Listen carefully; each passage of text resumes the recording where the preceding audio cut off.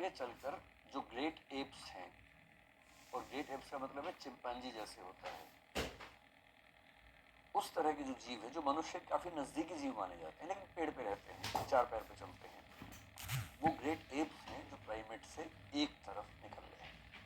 Guerrilla का नाम सुना होगा आपने, ओरांगुटान का नाम सुना होगा, ये सब उस ग्रुप के लोग हैं। ये हमारे समझ लीजिए कि फूफा मौसा टाइप समझ लीजिए, कुछ दूर के वो है।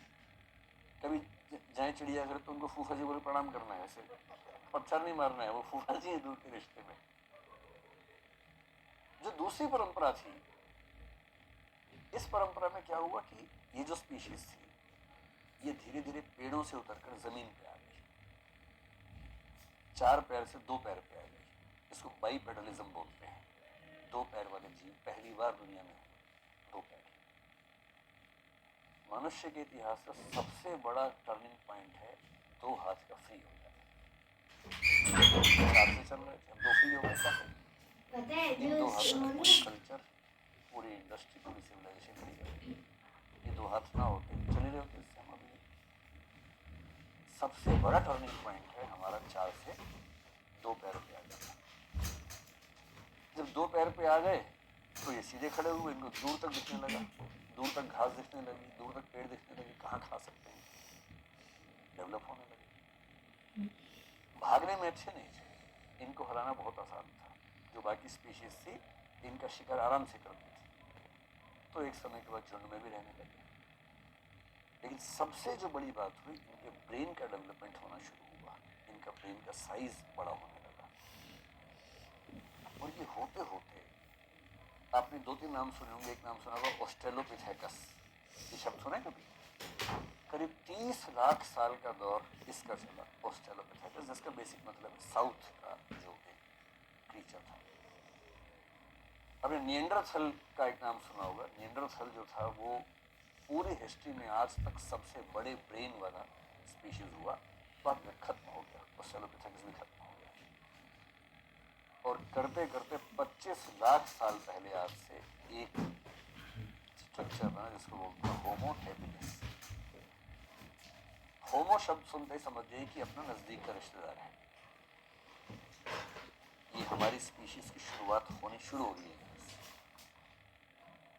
और इस 25 लाख के बाद भी इसके कई अंतरण होते होते आज से 3 लाख साल पहले वो आया जिसको बोलते हैं होमो सेपियंस, जो कि हम हैं।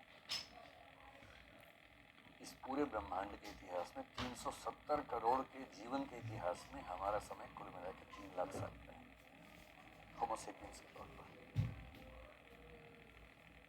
और होमो सेपियंस होने के बाद जो हुआ वो कमाल हो गया। 1 लाख करोड़ स्पीशीज में से अचानक एक स्पीशीज ने पूरी दुनिया पे कब्जा कर लिया, संयोग से वो हम। बाकी सबको जीना मुश्किल कर दिया, अलग बात है, लेकिन हमें तो सब कुछ हासिल हो गया, इंसान को सब हासिल होने लगा। और इस होमो सेपियंस के डेवलपमेंट जो 3 लाख साल से शुरू हुआ, आज से 75,000 साल पहले एक बहुत बड़ी घटना घटी। अगर आपने एक किताब पढ़ी हो, अब मैं जो बात बोल रहा हूँ उस किताब का जिक्र है, वो युवाल नोह हरारी का नाम सुना होगा आपने, सेपियंस नाम से किताब है, sapiens a brief history of man. उसने एक खास जिक्र किया, इस घटना का जिक्र उसने किया कि 75,000 साल पहले कॉग्निटिव रिवॉल्यूशन, यानी कि एक ज्ञानात्मक क्रांति इस होमो सेपियंस की दुनिया में हुई। ये जो लेखक हैं इजराइल के व्यक्ति हैं, बहुत गहरे चिंतक हैं, इस समय दुनिया में सबसे ज्यादा पढ़े जाने वाले व्यक्तियों में से एक है। आज से 75,000 साल पहले एक बौद्धिक या वैचारिक या ज्ञानात्मक क्रांति हुई, कॉग्निटिव रिवॉल्यूशन हुआ, यानी इस होमो सेपियंस की दिमागी क्षमताएं अचानक बढ़ने लगी। मतलब बड़ी बहुत प्रोसेस में, लेकिन इस समय आगे दिखने लगी। कई क्षमताएं बढ़ी, लेकिन जिस क्षमता पर इन्होंने बहुत ज्यादा जोर दिया है वो है इमेजिन करने की क्षमता, इमेजिनेशन, कल्पना करने की क्षमता। पहली बार किसी स्पीशीज ने कल्पनाएं करनी शुरू की। बिल्लियां कल्पनाएं नहीं कर पाती हैं, चूहे, गधे, घोड़े कल्पना नहीं कर पाते हैं, हम कर पाते हैं।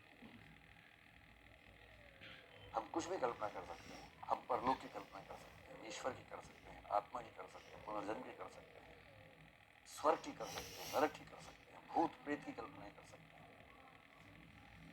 क्योंकि हमारे पास कल्पना करने की क्षमता है।